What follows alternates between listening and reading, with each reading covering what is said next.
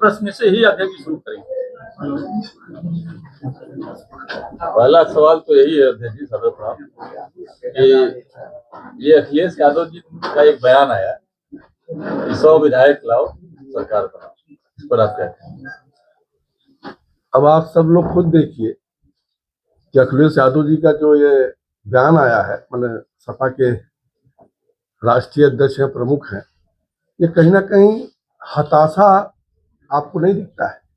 ये हताशा का प्रतीक है, क्योंकि 11 साल में हमारी दिल्ली की सरकार, लगभग 9 साल में हमारी उत्तर प्रदेश की सरकार जिस प्रकार से आम गरीब किसान महिलाओं का उत्थान किया है, उससे कहीं ना कहीं उनको ये हताशा का प्रतीक हो रहा है। क्योंकि अगर आप देखें तो भारतीय जनता पार्टी सर्व समाज की पार्टी है और बिना किसी भेदभाव के काम करती है, और इसी के नाते उत्तर प्रदेश में जो उनका जंगल राज था, उस जंगल राज को तिलांजलि देने का काम उत्तर प्रदेश की जनता ने किया था।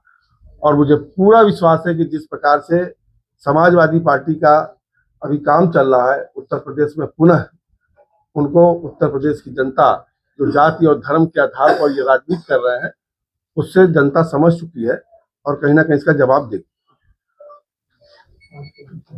2027 चुनाव करीब है, ऐसे में क्या प्लानिंग होगी आप लोगों के बीच में, जैसे आपको बहुत बड़ी कमान दी गई है? देखिए, भारतीय जनता पार्टी के कार्यकर्ता 365 दिन काम करते हैं और जनता की सेवा करते हैं।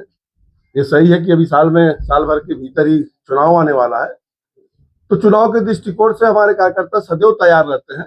और जहां तक रणनीति की बात है, अभी थोड़ा समय है, रणनीति भी आप सबको पता चलेगा। सरकार और संगठन में सब कुछ अच्छा चल रहा है ना अध्यक्ष जी? सरकार और संगठन में कोई भी मतभेद नहीं, दोनों मिलकर के जहां सरकार का काम होता है सरकार करती है, जहां संगठन का काम होता है संगठन का काम है कि सरकार द्वारा जो कार्य है उन कार्यों को धरातल तक, आम जन तक ले जाकर पहुंचाने का काम है। संगठन उसको बखूबी कर रहे हैं। अखिलेश यादव अभी तक केशव मौर्य को टारगेट करते थे, लेकिन अब प्रदेश पाठक भी उसी श्रेणी में आ गए, क्या कहेंगे? मैंने पहले कहा ना कि हताशा का परिणाम है,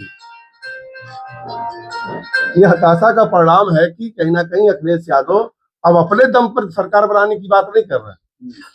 9 साल से वो खुद मुख्यमंत्री नहीं है, लेकिन औरों को मुख्यमंत्री बनने का अवसर देता है।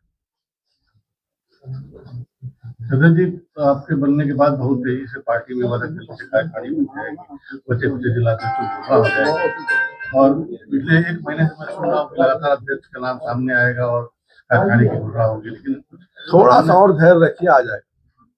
क्योंकि कार्यकर्ताओं में निराशा दिखाई पड़ती है। मैं समझ रहा हूँ कि थोड़ा धैर्य रखिए, आ जाएगा। प्रयागराज में जो घटना हुई उसके बाद अखिलेश यादव लगातार भाजपा को ब्राह्मण विरोधी कह रहे हैं। आपको लगता है क्योंकि आपके ट्वीट के बाद भी ये तमाम जो है सवाल खड़े हुए थे और आप ही के तमाम विधायक एकजुट होकर आप ही के खिलाफ तमाम चीजों को कहा था, आपको लगता है? पहली बार प्रयागराज के विषय पे मेरा कोई ट्वीट नहीं हुआ, और जहाँ तक प्रयागराज का विषय, हमारे दल में सदैव सबको लेकर के चलने की परंपरा है, साधु संतों का हम सम्मान करते हैं और सरकार उस पर काम करती है। क्या अभी के पार्टी में कोई ऐसा धड़ है जो आपसे मतलब सेटिस्फाइड नहीं है आपको एज ए प्रदेश अध्यक्ष देखकर? अभी तो आप तलाश करो, मुझे तो नहीं लगता कि प्रदेश में कोई ऐसा धड़ है या कोई ऐसा कार्यकर्ता है, क्योंकि मेरा राजनीति आप महाराजगंज का जानते होंगे कि मैं सबको साथ लेकर के चलने वाला विचारधारा भी रखता हूं और प्रदेश को भी सबको साथ लेकर के चलने का काम करूंगा। भारत में बड़े आतंकी हमले की साजिश नाकाम हुए, फर्जी आधार कार्ड बनाने से छिपे थे आतंकी, इसको लेकर के क्या कुछ लग रहा है? देखिए, कानून अपना काम करती है, इस प्रकार की जो गतिविधियां करते हैं उसको सरकार सजा देती है। SIR की प्रक्रिया खत्म हुई है, तमाम ये सवाल खड़े हो रहे हैं कि जो लोगों के वोट कटे हैं वो या तो भाजपा से जुड़े लोग थे या उनके खिलाफ। अखिलेश यादव भी इस चीज को लगातार सवाल खड़ा कर रहे हैं। अब अखिलेश यादव SIR पे तो तरह तरह का बयान देते हैं।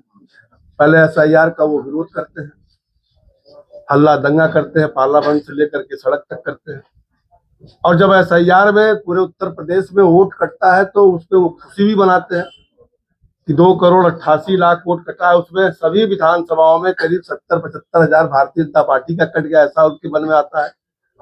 फिर जब वोट और दुरुस्तीकरण होता है तो भी उनको दिक्कत होती है। SIR कहीं ना कहीं चुनाव आयोग का काम है और ये निरंतर चलने वाली प्रक्रिया है। ये 7वीं नहीं 7वीं या 8वीं बार ये प्रक्रिया चल रही है। कोविड के नाते थोड़ा विलम्ब हुआ।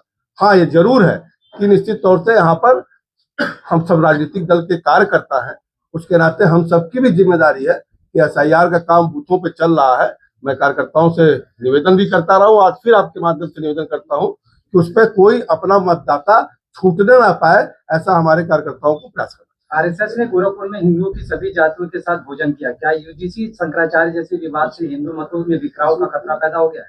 RSS सामूहिक भोज आज से नहीं कर रही है, बहुत दिनों से कर रही है और निरंतर चलने वाला काम।